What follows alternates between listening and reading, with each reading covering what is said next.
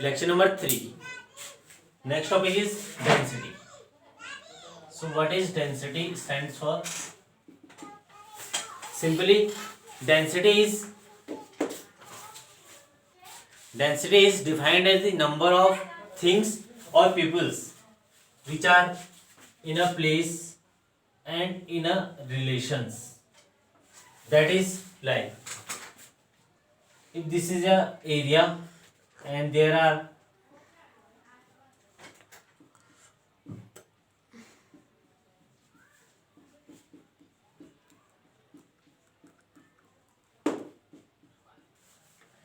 in the given example, the area of A2 is greater than the area of A1.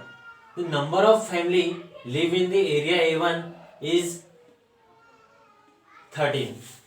Number of family in the area A1 is 13. And number of area family in the area A2 live in the area A2 are 8. So, the number of family in the area A1 is greater than the number of family live in the area A2, but the area of the second one is greater than it. So this is very compact. So the density of the first one is greater than the density of second one. Why I am relate this with the area? Why I am relate density with the area? This is the cause. Because density always relate with the area. This is also happen in the different type of states of matter. Like in solid, the compactness is very high, and in liquid this is somehow low, and in gases the particles are free to move in the inside the container. If you have a container, then the gaseous particles are free to move in the container, and even the volume of that gas is equal to the volume of container. Mathematically, density is represented as mass upon volume. This formula is also used to measure the density of various type of system or elements, because if you can measure the mass of a substance and volume of a substance, then we can easily know about the density of a substance. Density equal to mass upon volume. Either it is a irregular body or a regular body, we can measure the density of that particular system by using this formula. Why? If you have a stone that is irregular body, because volume of irregular body is measured by the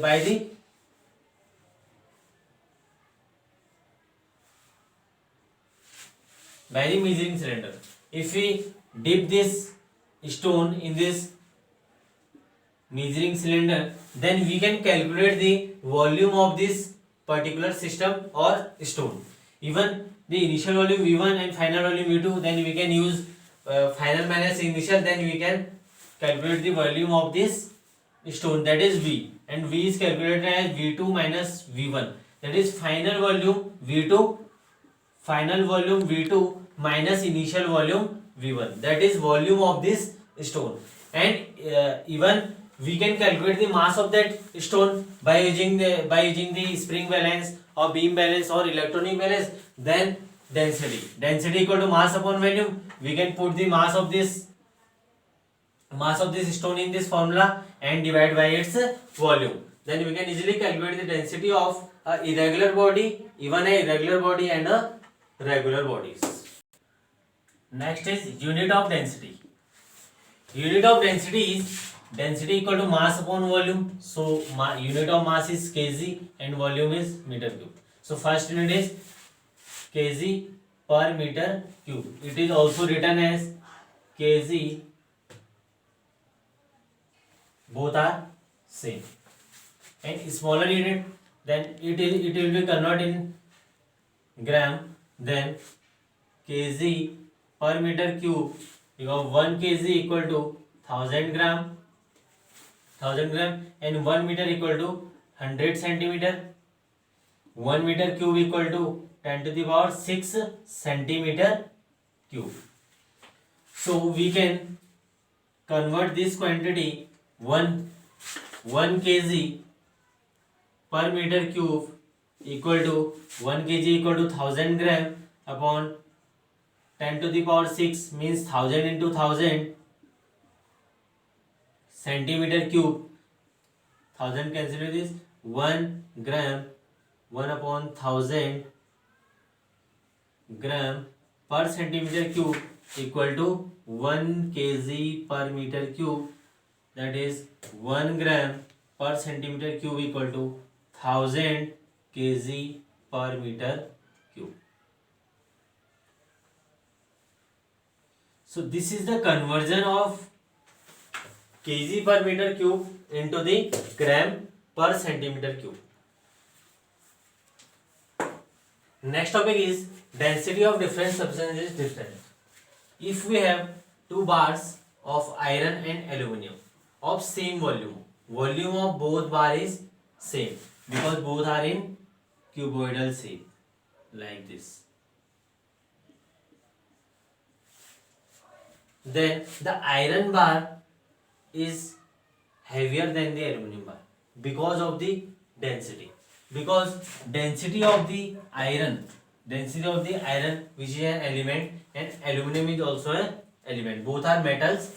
The density of the iron is more than the aluminum, so that the different masses same volume of the element is result in different mass because of their density. In the second example, this is 1 kilo weight and this is 1 kg cotton. Both have same mass but different volume. So same masses of two body have different volume. Please read the activity number 4 and 5 again for your better understanding. Our next topic is speed. So what is speed?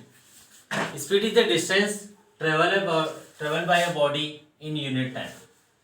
We travel a distance of, let us this is 1 kilometer distance in 20 minutes. Then we convert this 20 minutes into hours by dividing this by 60. Then it become 1 by 3 1 by 3 hours. So what is the speed? Speed is distance traveled by a body means distance upon time. This is the basic definition. Why we are dealing with the distance? This is A point, this is the final point B.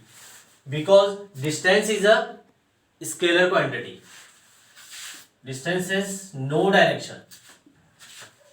When we deal with the displacement, then we have taken the vector quantity, because this is displacement.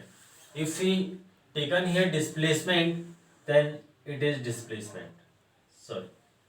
CD. CD is the displacement of AB and AB is the distance. AB is the distance and CD is the displacement between them. This is the shortest path. CD is the shortest path and AB is the longer path than the CD. So we are dealing with the speed denoted by V. Distance is D and time is T. So our formula for speed is V equal to D upon T. Now you are already familiar with the speed in previous classes as well. So next is unit of speed. Basically 2 units we generally use. First one is kilometer per hour. That is also written as kilometer per hour, and second is meter per second, or it is also denoted as like this. So relationship between, next topic is relationship between kilometer per hour and meter per second. So we can convert kilometer per hour in meter per second or either meter per second in kilometer per hour. How? 1 kilometer equal to 1000 meter. 1 hour equal to 60 minute. 1 minute equal to 60 seconds. So 1 hour equal to 60 into 60 seconds. So it become 3600 seconds. So 1 kilometer per hour means 1 kilometer per hour means 1000 meter divided by 3600 seconds. 10 by 36, 2 5 are 10, 18 and 5 by 18 meter per second.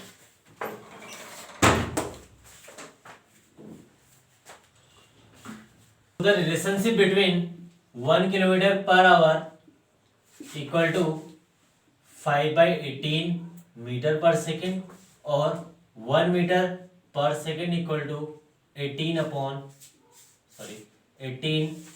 5 kilometer per hour.